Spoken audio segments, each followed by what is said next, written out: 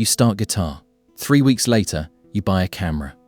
2 months after that, you're getting into chess. None of them are finished. None of them are even close to finished. And somewhere in the back of your mind, a quiet voice says, "What's wrong with me? Why can't I just stick to one thing?" Here's the twist. Nothing is wrong with you. You're not lazy. You're not scattered. You're not broken. You're running from something. And today, we're going to find out what it is. Think about your closet, your drawers, your browser tabs, a half-used yoga mat, a guitar with 3 strings still in tune, a notebook with day 1 inch written on the first page and nothing on the second, a course you paid for and opened once. You didn't quit because you got bored. You quit right around the point where it stopped being easy. And then, almost on cue, something new showed up, something shiny, something that felt like a fresh start. You didn't plan this pattern, but it keeps happening, over and over. New hobby, early excitement, quiet disappearance, new hobby, early excitement, quiet disappearance. Sound familiar? Let's slow this down, because what's actually happening is more interesting than lack of discipline. The beginning is the best part. When you start something new, your brain isn't rewarding skill. It's rewarding novelty.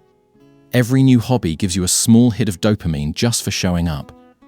Not because you're good at it, because it's unfamiliar. Unfamiliar things get your brain's full attention, because the brain's real job isn't happiness, it's prediction. And new things can't be predicted yet, so they get flagged as important. This is why the first 2 weeks of anything feel amazing. You're not addicted to the hobby, you're addicted to the feeling of beginning. Then the curve bends. Every skill has a point. Usually somewhere between week 3 and week 6, where the beginner's magic runs out and the real work starts. This is the part nobody shows you online. No one posts the video of themselves being mediocre for the 40th time in a row. At this exact point, your brain does something sneaky. It doesn't say, "This got hard." It says, "This isn't fun anymore. Maybe this isn't really you." And that sentence feels true. But it's not information about the hobby. It's information about how your brain treats discomfort. The real trade you're making.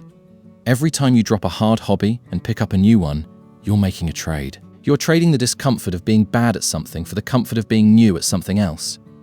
It feels like growth. It feels like variety.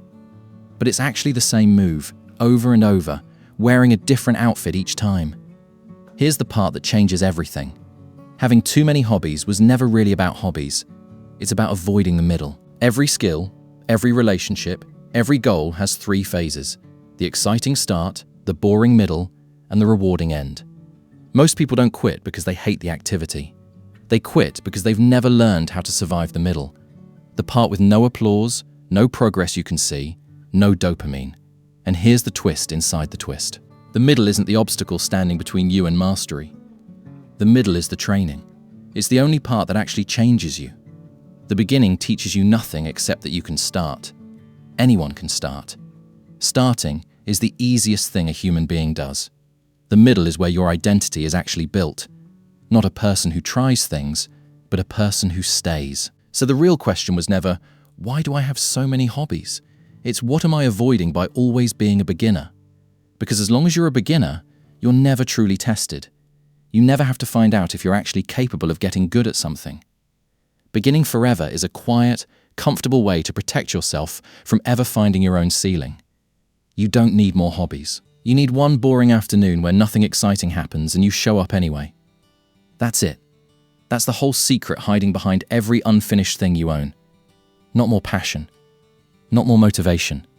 Not the right hobby, finally. Just the willingness to stay in a room after the excitement has left it. Because the version of you that you're chasing, the one who's actually good at something, isn't hiding behind a new hobby. He's on the other side of the boring part you keep quitting 3 weeks too early.